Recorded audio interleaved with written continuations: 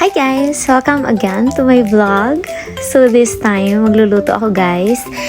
Kasi nitong mga nakaraan, nagki-crave talaga ako sa Bicol Express. Sino ba sa inyo ang may alam ng Bicol Express? 'Di ba? So pinakasikat yan sa Bicol, of course. Bicolana. So ayan na nga guys. Nakakita ko dito ng beans kahapon sa supermarket dito. So, yun na nga guys, I decided to buy na lang kasi medyo kahawig naman niya ang sitaw, 'di ba? Pwede na yan. Pero yung mas kahawig talaga niya is Baguio beans. Pero para maano lang yung ating cravings, alam mo yun, masagip. Masagip? Parang sobrang lalim naman nun. Pero basta parang gano'n na nga guys. So, pwede na yan, 'di ba? Yung lasa, basta yung lasa niya, makuha mo talaga na Bicol Express, 'di ba? So, yan na nga. Natapos din tayo sa paghiwa. Yan na yung mga ingredients, guys. Kung makikita nyo naman. So, ang mga, ayan po, ang pork, beans, luya, sibuyas, konting sili, bawang, tapos yung coconut milk. Guys, wala silang fresh milk dito ha. Fresh coconut milk. Meron lang sila yung mga ganyan guys. Yan, magic sarap. Hindi mawawala. Seasoning. And also, pepper. At ito po ang main ingredients natin. Salted shrimp fry. Medyo red siya guys. Wala kasi dito yung fresh. So yan na. Mainit na yung pan. Maglagay na tayo ng konting oil. After natin maglagay ng konting oil, tas mainit na, ilagay na natin yung bawang. I know, it's not bawang. It's the luya, bawang, sibuyas. Yun, pag samasamahin nyo lang sila, guys, mekos-mekos pa. Mekos-mekos lang siya. Depende sa inyo kung gusto nyo yung medyo golden brown or it depends. It's up to you. Tapos yun, ilagay na yung karne. Guys, yung karne, pasensyahan nyo na. Kasi konti lang. Yan lang kaya ng budget. Tapos, yan, halo-halo nyo lang, mekos-mekos lang ulit, 'di ba? Tapos, antayin nyo lang, yung low fire lang yan guys ha, low fire lang siya. Yan, so, sauté lang ng sauté yan na, ano na siya. Pwede nyo nang ilagay ang beans. Tapos, same procedure, mekos-mekos lang ulit, 'di ba?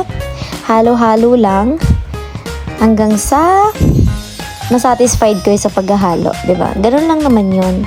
Tapos eto po, yan, lagyan natin ng isang tablespoon lang guys kasi sobrang alat niya. Tapos ilalagay na natin yung gata. So mekos-mekos lang yan ulit hanggang sa yan na nga yung naging resulta. O, 'di ba? Mamaya guys, makikita niyo magre-red yan kasi nang dahil dun sa salted shrimp. Medyo may color kasi siya, guys. Tapos medyo maalat din yung shrimp niya na medyo sweet na may konting sipa ng anghang. So, yan, naglagay na po tayo ng pepper. Gusto ko guys, maraming pepper. Depende na sa inyo kung gusto nyong lagyan ng marami. Tapos yan, magic sarap. Konti lang. Ako guys, usually, konti lang talaga ako maglagay ng magic sarap kasi nakakatakot. Tapos yan, ilagay ko na rin yung sili. 2 piraso lang yan. Tapos, o diba, nagkita nyo, nagre-red na siya guys. Dahil yan dun sa salted shrimp. Kaya siya parang naging ganyan na yung color niya. Mamula-mula. Sarap. Mamaya guys, magpapakita ko sa inyo yung review. Kung masarap ba. Papatikimin natin yung aking mga ka-boardmate, ang aking mga kasama dito. Malaman natin kung sila ba'y masasarapan. Kasi feeling ko talaga magaling ako magluto guys. Feeling ko. Huwag kasi sa mukha. Dapat bawal subo. Huwag kasi sa mukha. Parang tanga.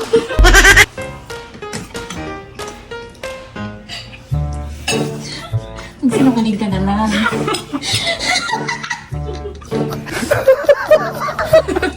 Okay siya. Okay siya. Masarap. Oh, see? Walang etos, guy. No, ito. Ano yan? Ito. So, kukuha naman ako. Video mo ko. Naka-uniform mo ba yan? Ay, ito. Titikman na natin. Siyempre yung reaction kasi. Ano ba to? Ano bang ulam to? Bicol Express. Ay, wag mo namang video yung pagsusubo. Siyempre nga, paano malalaman? Yung reaction mo. Visit kayo? Sira, hindi ba kayo sila? Ano nga? Ganon? Wala pa ba? Visit!